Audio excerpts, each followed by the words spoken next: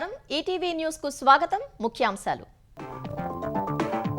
భారత్ను ప్రబల ఆర్థిక శక్తిగా నిలిపే లక్ష్యంతో కేంద్ర బడ్జెట్ 2026-27 కు 53,47,315 కోట్లతో పద్దును ప్రవేశపెట్టిన ఆర్థిక మంత్రి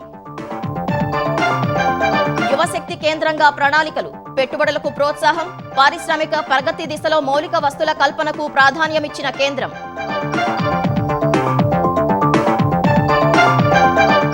వ్యక్తిగత ఆదాయ పన్ను స్లాబులు యథాతథం షేర్ల బైబ్యాక్ పై క్యాపిటల్ గెయిన్స్ పన్ను విదేశీ ఆస్తుల వివరాలు తప్పక ప్రకటించాలని వెల్లడి వ్యవసాయం అనుబంధ రంగాలకు పెరిగిన నిధులు రక్షణ శాఖకు కేటాయింపుల్లో 15% వృద్ధి ప్రజల ఆకాంక్షలకు ప్రతిరూపమన్న ప్రధాని షేర్ల బైబ్యాక్ రాబడిపై పన్నుతో కుదేలైన స్టాక్ మార్కెట్లు 1547 పాయింట్లు క్షీణించిన సెన్సెక్స్ 495 పాయింట్లు తగ్గిన నిఫ్టీ కేంద్ర బడ్జెట్లో ఏపీకి దక్కిన ప్రాధాన్యం అమరావతికి 1129 కోట్లు తెలంగాణలో ఆశించిన ప్రాజెక్టులకు దక్కని కేటాయింపులు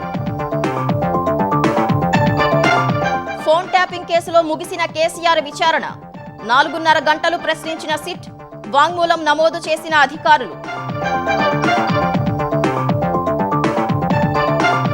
చంద్రబాబుపై వ్యాఖ్యలకు నిరసనగా జోగి రమేష్ ఇంటి వద్ద టీడీపీ ఆందోళన వైసీపీ నేత క్షమాపణ చెప్పాలని డిమాండ్ తీవ్ర ఉద్రిక్తత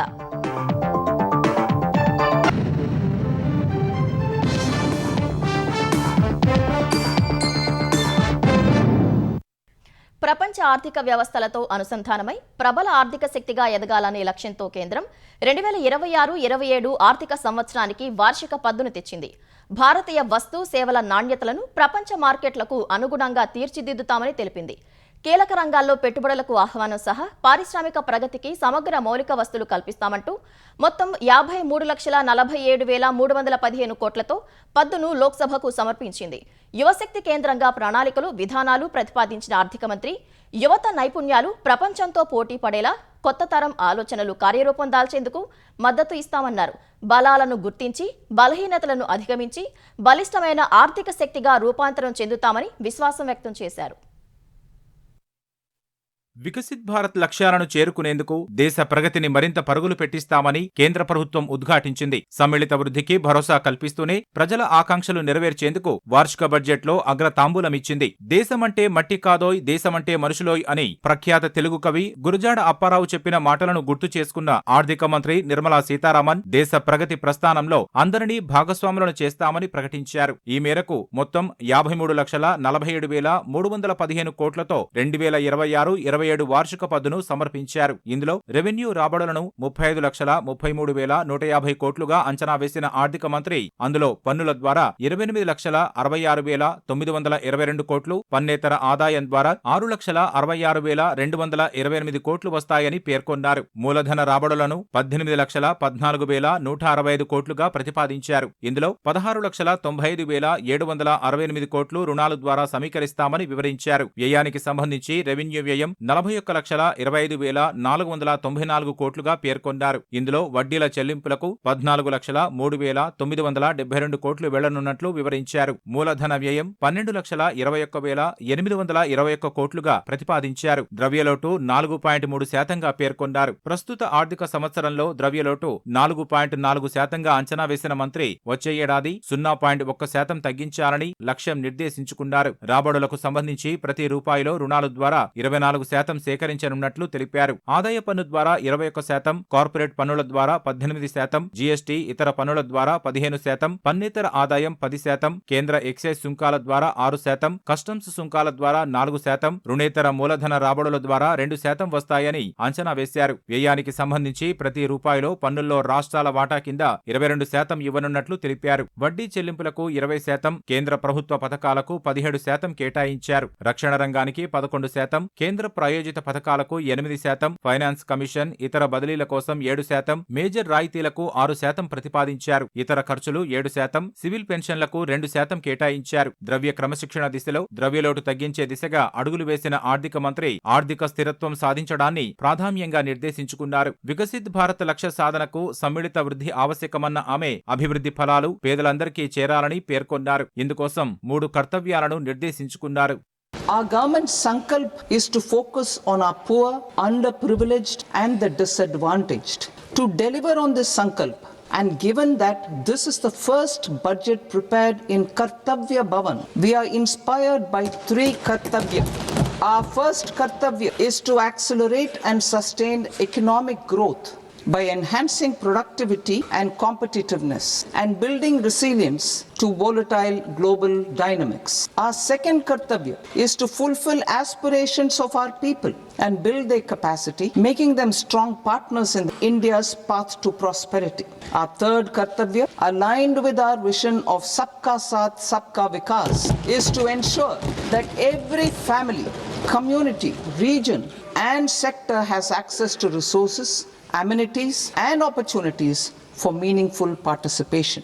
ఈ కర్తవ్యాలను నెరవేర్చేందుకు నిరంతరం నిర్మాణాత్మక సంస్కరణలను కొనసాగిస్తామని తెలిపిన ఆర్థిక మంత్రి ఏఐ సహా అధునాతన సాంకేతిక పరిజ్ఞానాలను మెరుగైన పాలన కోసం ఉపయోగిస్తామని పేర్కొన్నారు. బడ్జెట్లో మౌలిక వసతుల రంగానికి పెద్దపీట వేసిన ఆర్థిక మంత్రి రవాణా శాఖకు అత్యధికంగా 5,98,520 కోట్లు కేటాయించారు. గ్రామీణాభివృద్ధికి 2,73,108 కోట్లు ప్రతిపాదించారు. విద్యుత్ శాఖకు 1,09,029 కోట్లు, సామాజికాభివృద్ధికి 62,362 కోట్లు కేటాయించారు. బడ్జెట్లో కార్పొరేట్ రంగం, ఇన్వెస్టర్లకు సంబంధించి ఆర్థిక మంత్రి నిర్మలా సీతారామన్ కీలక నిర్ణయాలు ప్రకటించారు. షేర్ల బైబ్యాక్లను క్యాపిటల్ గెయిన్స్ గా పరిగణించి పన్ను విధిస్తామని వెల్లడించారు. ప్రపంచవ్యాప్తంగా క్లౌడ్ సేవలు అందించే విదేశీ కంపెనీలకు 2047 వరకు పన్ను మినహాయింపు ఇస్తున్నట్లు వివరించారు. వ్యక్తిగత ఆదాయ పన్ను పరిమితులను యథాతథంగా కొనసాగించారు. బడ్జెట్లో ప్రత్యక్ష పరోక్ష పన్నులకు సంబంధించి కేంద్ర ఆర్థిక మంత్రి నిర్మలా సీతారామన్ కీలక సంస్కరణలు ప్రతిపాదించారు. దేశీయ మార్కెట్లలో ఇకపై అన్ని రకాల షేర్ హోల్డర్లకు షేర్ల బైబ్యాక్ ద్వారా వచ్చే ఆదాయాన్ని క్యాపిటల్ గెయిన్స్ కింద పరిగణించి పన్ను విధిస్తామని మంత్రి ప్రకటించారు. కార్పొరేట్ బైబ్యాక్ కొనుగోళ్లపై 22% పన్ను, నాన్ కార్పొరేట్ బైబ్యాక్ కొనుగోళ్లపై 30% పన్ను ప్రతిపాదించారు. మరోవైపు సెక్యూరిటీస్, ఫ్యూచర్స్, ఆప్షన్స్ ట్రేడింగ్ లావాదేవీలపై పన్నును 0.02% నుంచి 0.05% పెంచుతున్నట్లు ప్రకటించారు. అటు దేశంలోని డేటా సెంటర్లను ఉపయోగించి ప్రపంచవ్యాప్తంగా క్లౌడ్ సేవలు అందించే విదేశీ కంపెనీలకు ఆర్థిక మంత్రి బంపర్ ఆఫర్ ప్రకటించారు. ఆ సంస్థలకు 2047 వరకు పన్ను మినహాయింపు ఇస్తున్నట్లు నిర్మలా సీతారామన్ తెలిపారు. ఈ కంపెనీలు భారతీయ రీసెల్లర్ల ద్వారా దేశీయ వినియోగదారులకు సేవలు అందించాల్సి ఉంటుందన్నారు. అణు విద్యుత్ కేంద్రాల పరికరాల దిగుమతులపై 2035 వరకు పన్ను మినహాయింపులు ఇచ్చారు. విద్యార్థులు, టెక్నాలజీ ప్రొఫెషనల్స్, రీలొకేటెడ్ ఎన్ఆర్ఐల వంటి పన్ను చెల్లింపుదారుల కోసం 6 నెలల పాటు ఫారిన్ అసెట్స్ డిస్క్లోజర్ పథకాన్ని ప్రవేశపెడుతున్నట్లు నిర్మలా సీతారామన్ తెలిపారు. ఎన్ఆర్ఐల ఆస్తుల విక్రయంపై టీడీఎస్ కోసం కొత్త నిబంధన తీసుకొచ్చారు. ఇకపై విదేశీ ఆస్తుల వివరాల వెల్లడి తప్పనిసరి చేశారు. విదేశీ విద్య, వైద్య పర్యటనకు టీసీఎస్ తగ్గించారు. విదేశీ టూర్ ప్యాకేజీలపై టీసీఎస్ 5% నుంచి 20% వరకు ఉండగా దానిని 2% కుదించారు. మానవ వనరుల సరఫరా ఏజెన్సీలపై 1 లేదా 2% టీడీఎస్ విధించాలని ప్రతిపాదించారు. వ్యక్తిగత వస్తువుల దిగుమతులపై సుంకాన్ని 20 నుంచి 10% తగ్గించారు. రోడ్డు ప్రమాదాల పరిహారం వడ్డీపై పన్ను తొలగించినట్లు ప్రకటించారు. మరోవైపు గతంలో ప్రతిపాదించిన నూతన ఆదాయ పన్ను చట్టం ఏప్రిల్ 1 నుంచి అమల్లోకి రానున్నట్లు తెలిపారు. వ్యక్తిగత ఆదాయ పన్ను పరిమితులను యథావిధిగా కొనసాగించారు. పన్ను వివాదాల్లో క్రిమినల్ చర్యల తీవ్రత తగ్గించిన ఆర్థిక మంత్రి జైలు శిక్ష 2 ఏళ్లకు కుదించారు. జరిమానా చెల్లిస్తే 2 ఏళ్ల జైలు శిక్ష మినహాయించనున్నట్లు వివరించారు. నిర్దేశిత గడువు తర్వాత ఐటీఆర్ దాఖలు చేసినప్పటికీ టీడీఆర్ రిఫండ్ పొందే వెసులుబాటు కల్పించారు. రివైజ్డ్ ఐటీ రిటర్నుల దాఖలు గడువును డిసెంబర్ 31 నుంచి మార్చి 31కి పొడిగించారు. ఐటీఆర్ 1, ఐటీఆర్ 2 ఫైలింగ్ కు జూలై 31 వరకు, నాన్ ఆడిట్ బిజినెస్లు, ట్రస్టులు ఫైల్ చేసేందుకు ఆగస్టు 31 వరకు గడువు ఇచ్చారు. బ్యాంకింగ్ రంగంలో వికసిత్ భారత్ లక్ష్యాల సాధన కోసం ప్రత్యేక కమిటీ ఏర్పాటు చేయనున్నట్లు వెల్లడించారు. మౌలిక సదుపాయాల కల్పనతోనే వికసిత భారత్ లక్ష్యాలను సాకారం చేసుకోగలమనే సంకేతాలు ఇచ్చిన ఆర్థిక మంత్రి ఈసారి బడ్జెట్లో మౌలిక రంగానికి 12.2 లక్షల కోట్లు కేటాయించారు. హైదరాబాద్ సహా 7 నగరాల మధ్య హైస్పీడ్ రైలు కారిడార్లు, పశ్చిమ బెంగాల్లోని డాంకుని, గుజరాత్లోని సూరత్ మధ్య నూతన రవాణా కారిడార్ ఏర్పాటు చేయనున్నట్లు తెలిపారు. టైర్ 2, టైర్ 3 పట్టణాలు, టెంపుల్ టౌన్లలో ఆధునిక మౌలిక సదుపాయాలు, కనీస వస్తువుల కల్పనకు 5 ఏళ్లలో ఒక్కో సిటీ ఎకనామిక్ రీజియన్లో 5,000 కోట్లు ఖర్చు చేస్తామని తెలిపారు. ఒడిశాలో ఖనిజ సంపద కలిగిన తాల్చేర్, అంగుల్ ప్రాంతాలు, కళింగనగర్ పారిశ్రామిక కేంద్రాన్ని పారాదీప్, ధమ్రా ఓడరేవులతో అనుసంధానిస్తూ వచ్చే 5 ఏళ్లలో 20 కొత్త జాతీయ జలమార్గాలను అందుబాటులోకి తెస్తామని చెప్పారు. ఇందుకు అవసరమైన మానవ వనరుల అభివృద్ధి కోసం రీజనల్ సెంటర్స్ ఆఫ్ ఎక్సలెన్స్ పేరుతో శిక్షణా సంస్థలు ఏర్పాటు చేస్తామన్నారు. జలమార్గాల అవసరాల కోసం వారణాసి, పట్నాలో నౌకల మరమ్మతు కేంద్రాలు ఏర్పాటు చేస్తామని చెప్పారు. జల రవాణాను ప్రోత్సహించేందుకు కోస్టల్ కార్గో ప్రమోషన్ స్కీమ్ ప్రారంభిస్తామని ఆర్థిక మంత్రి తెలిపారు. 2047 నాటికి దేశీయ జలమార్గాలు, తీర ప్రాంత షిప్పింగ్ వాటాను 6 నుంచి 12% పెంచడమే లక్ష్యమని వివరించారు. రవాణా రంగానికి 5,94,520 కోట్లు కేటాయించిన మంత్రి పట్టణాల్లో మౌలిక సదుపాయాల అభివృద్ధికి 85,522 కోట్ల నిధులను ఇచ్చారు. నూతన సాంకేతికతను అందుబాటులోకి తెస్తేనే వికసిత భారత్ లక్ష్యం చేరగలమని బడ్జెట్ ప్రసంగంలో ఉద్ఘాటించిన ఆర్థిక మంత్రి దేశంలో సెమీకండక్టర్ రంగ అభివృద్ధికి పెద్దపీట వేశారు. ఇందుకోసం ఇండియా సెమీకండక్టర్ మిషన్ 2.0ను తీసుకురానున్నట్లు చెప్పారు. దేశీయ ఉత్పత్తిని పెంచి దిగుమతులపై ఆధారపడటాన్ని తగ్గించేందుకు 3 ప్రత్యేక రసాయన పార్కులు ఏర్పాటు చేయనున్నట్లు తెలిపారు. మొబైల్ తయారీ రంగం భారీగా వృద్ధి చెందినట్లు తెలిపిన ఆమె మార్చి చివరి నాటికి మొబైల్ ఫోన్ల ఉత్పత్తి 6.76 లక్షల కోట్ల రూపాయలకు చేరుతుందని చెప్పారు. ఇందులో 2.7 లక్షల కోట్ల విలువైన ఎగుమతులు ఉంటాయన్నారు. అభివృద్ధికి ఎంఎస్ఎంఈలు ఎంతో కీలకమన్న ఆర్థిక మంత్రి ఈ రంగాన్ని ప్రోత్సహించేందుకు 10,000 కోట్లతో ప్రత్యేక నిధి ఏర్పాటు చేస్తామన్నారు. ఎంఎస్ఎంఈ అవసరాలను తీర్చేందుకు కార్పొరేట్ మిత్రాస్ కేడర్ను అభివృద్ధి చేస్తామని చెప్పారు. ఎంఎస్ఎంఈలకు మద్దతు ఇచ్చేందుకు ఆత్మనిర్భర్ భారత్ ఫండ్కు 4,000 కోట్లు అదనంగా సమకూరుస్తామని చెప్పారు. ఉక్కు, సిమెంట్ సహా వివిధ రంగాల్లో కార్బన్ సంగ్రహణ, వినియోగ పథకం కోసం 20,000 కోట్లను ప్రతిపాదించారు. ఖాదీ, చేనేత రంగాన్ని బలోపేతం చేయడానికి మహాత్మా గాంధీ గ్రామ స్వరాజ్ కార్యక్రమాన్ని ప్రకటించారు. దేశంలో 1000కి పైగా గుర్తింపు పొందిన భారతీయ క్లినికల్ ట్రయల్ కేంద్రాల నెట్వర్క్ను ఏర్పాటు చేయనున్నట్లు చెప్పారు. పొరుగు దేశాలు పాకిస్తాన్, చైనా, బంగ్లాదేశ్లు విభేదాలు కొనసాగుతున్న వేళ ఈ ఏడాది రక్షణ రంగానికి బడ్జెట్ను కేంద్రం భారీగా పెంచింది. ఆపరేషన్ సింధూర్ తర్వాత అత్యాధునిక ఆయుధాల అవసరాలు గుర్తించిన కేంద్రం ఈసారి రక్షణ రంగానికి నిధులను 15% పెంచి 7.85 లక్షల కోట్ల రూపాయలు కేటాయించింది. రక్షణ దళాల ఆధునీకరణకు గతేడాది 1.8 లక్షల కోట్లను కేటాయించగా ఈసారి 2.19 లక్షల కోట్లకు పెంచింది. విమాన ఇంజిన్లు, ఎయిర్ క్రాఫ్ట్ల కోసం 63,733 కోట్లు, నౌకాదళానికి 25,023 కోట్లు కేటాయించింది. రక్షణ రంగంలో రహస్యమైనవిగా భావించే స్పెషల్ ప్రాజెక్టులకు 1,989 కోట్లు కేటాయించింది. ఈ కేటాయింపులపై సంతోషం వ్యక్తం చేసిన రక్షణ మంత్రి రాజ్నాథ్ సింగ్ భద్రత, అభివృద్ధి, ఆత్మనిర్భర్ను బ్యాలెన్స్ చేస్తూ పద్దును సిద్ధం చేశారని చెప్పారు. వికసిత్ భారత్ లక్ష్యానికి అనుగుణంగా బడ్జెట్లో విద్యా, నైపుణ్యం రంగాలకు కేంద్ర ప్రభుత్వం భారీగానే నిధులు కేటాయించింది. విద్యారంగానికి 1,39,289 కోట్లు కేటాయించిన ఆర్థిక మంత్రి బాలికల విద్యను పెంచేందుకు దేశంలోని 700 జిల్లాల్లో బాలికల వసతి గృహాలు ఏర్పాటు చేస్తామన్న ఆర్థిక మంత్రి స్టెమ్, ఉన్నత విద్యలో బాలికల ప్రవేశం, భద్రతను పెంచేందుకు ఇది కీలకం కానుందన్నారు. ప్రధాన పారిశ్రామిక లాజిస్టిక్స్ కేంద్రాలకు సమీపంలో 5 యూనివర్సిటీల టౌన్షిప్లను ఏర్పాటు చేస్తామని ఆర్థిక మంత్రి ప్రతిపాదించారు. ముంబైలోని ఇండియన్ ఇన్స్టిట్యూట్ ఆఫ్ టెక్నాలజీ సహకారంతో 1,500 సెకండరీ పాఠశాలలు, 500 కళాశాలల్లో కంటెంట్ క్రియేటర్ ల్యాబ్లను ఏర్పాటు చేస్తామన్నారు. ఇవి animation, visual effects, gaming, comics రంగాల్లో అవకాశాలను పెంచుతాయన్నారు. ఈశాన్య భారత్లో కొత్త నేషనల్ ఇన్స్టిట్యూట్ ఆఫ్ డిజైన్ ఏర్పాటు చేస్తామన్నారు. రైతులు, మహిళలు, యువత, దివ్యాంగులు సహా ప్రజలంతా కొత్త అవకాశాలను పొందేందుకు వీలుగా AI mission, national quantum mission, Anusandhan national research fund, research and development innovation ఫండ్ల ద్వారా కొత్త సాంకేతికతలకు మద్దతు ఇవ్వనున్నట్లు తెలిపారు. నైపుణ్య శిక్షణలో భాగంగా 5 ఏళ్లలో 1,00,000 అలైడ్ హెల్త్ ప్రొఫెషనల్కు శిక్షణ ఇవ్వనున్నట్లు మంత్రి తెలిపారు. వెల్నెస్, యోగా, గెరియాట్రిక్ కేర్లో 1.5 లక్షల మందికి శిక్షణ ఇస్తామని చెప్పారు. టైర్ 2, టైర్ 3 సిటీలో బిజినెస్ స్కిల్స్ పెంచడానికి ఐసీఏఐ, ఐసీఎస్ఐ, ఐసీఎంఏఐతో మాడ్యులర్ కోర్సులు నిర్వహిస్తామని తెలిపారు. దివ్యాంగుల కోసం దివ్యాంగన్ కౌశల్ యోజన, ఏవీజీసీ, ఐటీలో టాస్క్ ఓరియంటెడ్ రోల్స్కు ప్రోత్సాహం అందించనున్నట్లు వివరించారు.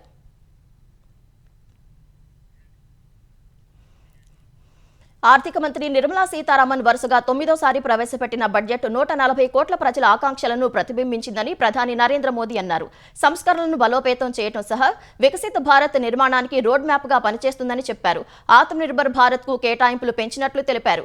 2047 మిషన్ లక్ష్యాల మేరకు కేంద్ర బడ్జెట్ ఉందన్న ప్రధాని మోదీ ఆర్థిక మంత్రి చరిత్రాత్మక బడ్జెట్ ను ప్రవేశపెట్టారంటూ ప్రశంసలు కురిపించారు. ये बजट 2047 के विकसित भारत की हमारी ऊंची उड़ान का मजबूत आधार है. आज भारत जिस रिफॉर्म एक्सप्रेस पर सवार है, इस बजट से उसे नई ऊर्जा, नई गति मिलेगी. जो पाथ ब्रेकिंग रिफॉर्म्स किए गए हैं, वो एस्पिरेशन से भरे हुए भारत के साहसिक, टैलेंटेड युवाओं को उड़ने के लिए खुला आसमान देते हैं. ఫోన్ ట్యాపింగ్ కేసులో బీఆర్ఎస్ అధినేత మాజీ ముఖ్యమంత్రి కేసీఆర్ ను సిట్ 4.5 గంటలకు పైగా ప్రశ్నించింది. హైదరాబాద్ నందినగర్లోని కేసీఆర్ నివాసంలో ప్రశ్నించిన సిట్ అధికారులు ఆయన వాంగ్మూలం నమోదు చేశారు. విచారణను ఆడియో, వీడియో రికార్డ్ చేశారు. అనంతరం నందినగర్లోని కేసీఆర్ నివాసం నుంచి సిట్ అధికారులు వెళ్లిపోయారు. తర్వాత కేసీఆర్ తమ పార్టీకి చెందిన ఎమ్మెల్యేలు, ఎమ్మెల్సీలు, ఇతర నేతలతో నందినగర్ నివాసంలో సమావేశమయ్యారు. పార్టీ నాయకులతో భేటీ తర్వాత కేసీఆర్ నందినగర్ ఇంటి బాల్కనీలోకి వచ్చి అక్కడకు చేరుకున్న పార్టీ శ్రేణులకు అభివాదం చేశారు. అటు 2 రోజుల క్రితం సిట్ ఇచ్చిన నోటీస్ ప్రకారం కేసీఆర్ ఈ మధ్యాహ్నం సిద్దిపేట జిల్లా ఎర్రవల్లిలోని తన ఫామ్ హౌస్ నుంచి నందినగర్కు వచ్చారు.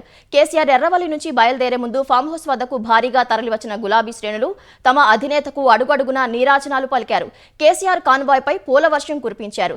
దారి పొడవునా జై కేసీఆర్ అంటూ నినాదాలు చేశారు. కేసీఆర్ హైదరాబాద్ నందినగర్ నివాసానికి చేరుకునే సమయానికి అక్కడకు వచ్చిన బీఆర్ఎస్ కార్యకర్తలు కాంగ్రెస్ ప్రభుత్వ వైఖరిని నిరసిస్తూ నినాదాలు చేశారు. ఈ కేసులో ఇప్పటికే జనవరి 20న హరీష్ రావు, 23న కేటీఆర్, 27న సంతోష్ రావులను సిట్ అధికారులు ప్రశ్నించారు. కేసీఆర్ విషయంలో కాంగ్రెస్ ప్రభుత్వ వైఖరి దారుణంగా ఉందంటూ బీఆర్ఎస్ శ్రేణులు తెలంగాణ వ్యాప్త నిరసనలకు దిగాయి. సిద్దిపేట జిల్లా దుబ్బాకలో బీఆర్ఎస్ కార్యకర్తలు పెద్ద ఎత్తున నిరసన చేపట్టారు. అక్బర్పేట, భూంపల్లి, మిరిదొడ్డి, రాయ్పోల్ మండల కేంద్రాల్లోని అంబేద్కర్ విగ్రహాలకు బీఆర్ఎస్ నాయకులు వినతి పత్రాలు సమర్పించారు. ప్రజాస్వామ్యాన్ని పరిరక్షించాలని, విపక్ష నేతలపై వేధింపులు ఆపాలని నినాదాలు చేశారు. గజ్వేల్ మండలం అహ్మదీపూర్లో సర్కార్కు వ్యతిరేకంగా బీఆర్ఎస్ కార్యకర్తలు నిరసనలు తెలిపారు. కేసీఆర్ పై కాంగ్రెస్ ప్రభుత్వం రాజకీయ వేధింపులకు పాల్పడుతోందని నినాదాలు చేశారు. సిరిసిల్ల జిల్లా ఎల్లారెడ్డిపేట మండలం బొప్పాపూర్లో ముఖ్యమంత్రి రేవంత్ రెడ్డికి వ్యతిరేకంగా నినాదాలు చేశారు. ఆదిలాబాద్ జిల్లాలో బోరజ్ సమీపంలోని జాతీయ రహదారిపై మాజీ మంత్రి జోగు రామన్న ఆధ్వర్యంలో పార్టీ శ్రేణులు రాస్తారోకో నిర్వహించాయి. కేసీఆర్ కు కక్షపూరితంగా సిట్ నోటీసులు ఇచ్చారంటూ నినాదాలు చేశారు. ముఖ్యమంత్రి చంద్రబాబు, మంత్రి లోకేష్ పై తీవ్ర పదజాలంతో విరుచుకుపడిన మాజీ మంత్రి వైసీపీ నేత జోగి రమేష్ కు తెలుగుదేశం శ్రేణుల నుంచి తీవ్ర నిరసన ఎదురైంది. జోగి రమేష్ చంద్రబాబు, లోకేష్ పై శనివారం తీవ్ర వ్యాఖ్యలు చేసిన నేపథ్యంలో నిరసన తెలిపేందుకు టీడీపీ శ్రేణులు పెద్ద సంఖ్యలో జోగి నివాసం వద్దకు వెళ్లారు. వైసీపీ నేతలు, కార్యకర్తలు కూడా అక్కడికి రాగా ఉద్రిక్త పరిస్థితులు తలెత్తాయి. జోగి రమేష్ తన వ్యాఖ్యలను వెనక్కి తీసుకోవాలని, వెంటనే క్షమాపణ చెప్పాలని టీడీపీ కార్యకర్తలు డిమాండ్ చేశారు. ఈ క్రమంలో జోగి నివాసం వద్దకు భారీగా చేరుకున్న పోలీసులు 2 పార్టీల కార్యకర్తలు, నేతలను చెదరగొట్టారు. అనుచిత వ్యాఖ్యల కేసులో వైసీపీ నేత అంబటి రాంబాబును అరెస్ట్ చేసిన పోలీసులు కాసేపట్లో న్యాయమూర్తి ఎదుట హాజరుపరచనున్నారు. శనివారం రాత్రి 10:30కు కూటమి కార్యకర్తల ఆందోళనల నడుమ గుంటూరులో అంబటిని అరెస్ట్ చేసిన పోలీసులు నల్లపాడు స్టేషన్కు తరలించారు. అక్కడ ప్రాథమికంగా విచారించారు. ఆయన్ను జీజీహెచ్కు తరలించి వైద్య పరీక్షలు నిర్వహించారు. అనంతరం న్యాయమూర్తి ముందు హాజరుపరిచేందుకు తీసుకెళ్లారు. మరోవైపు తమ ఇంటి వద్ద భద్రత పెంచాలని అంబటి భార్య వేసిన హౌస్ మోషన్ పిటిషన్పై హైకోర్టు న్యాయమూర్తి విచారణ జరిపారు. ఈ విచారణలో తమ ఇంటి వద్ద భద్రత పెంచాలని అంబటి భార్య కోరారు. అటు అంబటి ఇంటి వద్ద 15 మందితో పోలీసు పికెట్ ఉందని ప్రభుత్వ న్యాయవాది తెలిపారు. అంబటి ఇంటి వద్ద ఎలాంటి ఉద్రిక్త పరిస్థితి లేదని వివరించారు. ఈ వివరాలు నమోదు చేసిన కోర్టు హౌస్ మోషన్ పిటిషన్ పరిష్కరించింది. ఇదే సమయంలో అంబటి వ్యాఖ్యలను ఉద్దేశించి హైకోర్టు అసంతృప్తి వ్యక్తం చేసింది. రాజకీయ నేతలు మాట్లాడేటప్పుడు హుందాగా వ్యవహరించాల్సిన అవసరం ఉందని స్పష్టం చేసింది. రాజకీయ నాయకులు ఆ విధంగా మాట్లాడటానికి వీల్లేదని స్పష్టం చేసింది. వైసీపీ హయాంలో తిరుమల తిరుపతి దేవస్థానంలో కల్తీ నెయ్యి వ్యవహారంలో సిట్టు చేసిన కీలక సిఫార్సుల మేరకు ఏపీ సర్కార్ చర్యలు చేపట్టింది. ఈ మేరకు వైసీపీ హయాంలో టీటీడీ ఈవోగా ఉన్న ప్రస్తుత ఈవో అనిల్ కుమార్ సింఘాల్ను ఏపీ సర్కార్ బదిలీ చేసింది. అప్పటి అదనపు EO Dharmareddy, FA and CO బాలాజీలపై కూడా చర్యలకు సిట్టి సిఫార్సు చేయగా తొలుత సింఘాల్పై ప్రభుత్వం చర్యలు చేపట్టింది. ఆయనను ఈవో పదవి నుంచి తప్పించిన ప్రభుత్వం జీఏడీలో రిపోర్ట్ చేయాలని ఆదేశాలు ఇచ్చింది. టీటీడీ ఈవోగా ముద్దాడ రవిచంద్రకు అదనపు బాధ్యతలు అప్పగించింది. ప్రస్తుతం సీఎం చీఫ్ సెక్రటరీగా ఉన్న ముద్దాడ రవిచంద్రను వెంటనే బాధ్యతలు చేపట్టాలని సూచించింది. ఆంధ్రప్రదేశ్కు బడ్జెట్లో కేంద్రం తగిన ప్రాధాన్యం ఇచ్చింది. రాజధాని అమరావతి అభివృద్ధి కోసం కేంద్రం 1129 కోట్ల రూపాయలను బడ్జెట్లో కేటాయించింది. అమరావతి సమ్మిళిత సుస్థిర అభివృద్ధి కోసం ఆసియా అభివృద్ధి బ్యాంకు నుంచి ఈ నిధులను సమకూర్చినట్లు వెల్లడించింది. Amaravati integrated urban development programme కింద 432 కోట్లు కేటాయించారు. కీలకమైన పోలవరం ప్రాజెక్టు కోసం 3,320 కోట్ల 39 లక్షల రూపాయలను కేటాయించినట్లు కేంద్రం పేర్కొంది. ఏపీలో గ్రామీణ రహదారి ప్రాజెక్టుల కోసం 500 కోట్ల రూపాయలు, రోడ్లు, వంతెనల పునర్నిర్మాణం కోసం 350 కోట్లు ఇచ్చింది. పట్టణ తాగునీరు, మురుగునీటి పారుదల నిర్వహణకు 800 కోట్లు కేటాయించింది. ప్రకృతి వ్యవసాయానికి 155 కోట్ల రూపాయలు ఇచ్చింది. అటు ఖనిజ సమృద్ధ ఆంధ్రప్రదేశ్, ఒడిశా, తమిళనాడు, కేరళలో అరుదైన ఖనిజాల కోసం రేర్ ఎర్త్ కారిడార్ ఏర్పాటు చేస్తున్నట్లు ఆర్థిక మంత్రి నిర్మలా సీతారామన్ ప్రకటించారు. అరకు అందాల వీక్షణకు మౌంటైన్ రైలు తెస్తామని ప్రకటించారు. పులికాట్ సరస్సుకు వచ్చే పక్షులను చూసేందుకు వీలుగా ఆంధ్ర, తమిళనాడు మధ్య రైలు మార్గం నిర్మిస్తామని చెప్పారు. కేంద్రం ప్రవేశపెట్టిన బడ్జెట్ను ముఖ్యమంత్రి చంద్రబాబు స్వాగతించారు. గొప్ప బడ్జెట్ ప్రవేశపెట్టారంటూ ఆర్థిక మంత్రి నిర్మలా సీతారామన్కు అభినందనలు తెలిపారు.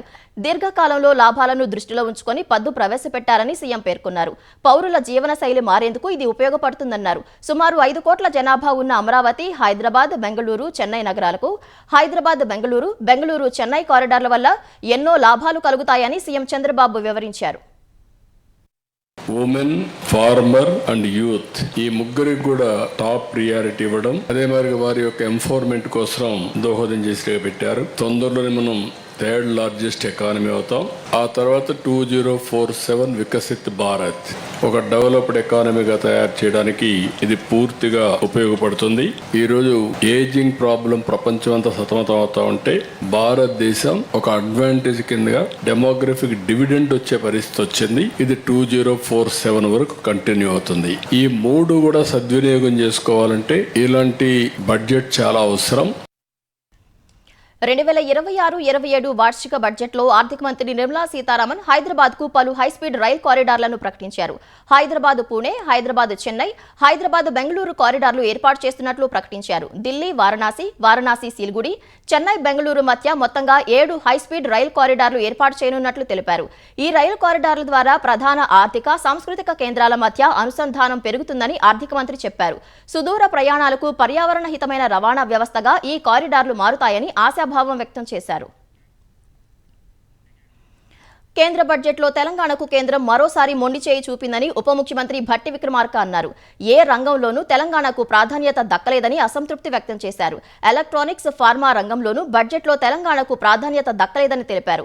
మూసీ పునరుజ్జీవన పథకానికి నిధులు వస్తాయని ఆశిస్తే నిరాశే మిగిలిందన్నారు. తెలంగాణకు సెమీకండక్టర్ల పరిశ్రమ ఒక్కటైనా కేటాయించాలని ప్రధాని మోదీని ఎన్నోసార్లు అడిగామన్న భట్టి అయినా అన్యాయమే జరిగిందని చెప్పారు.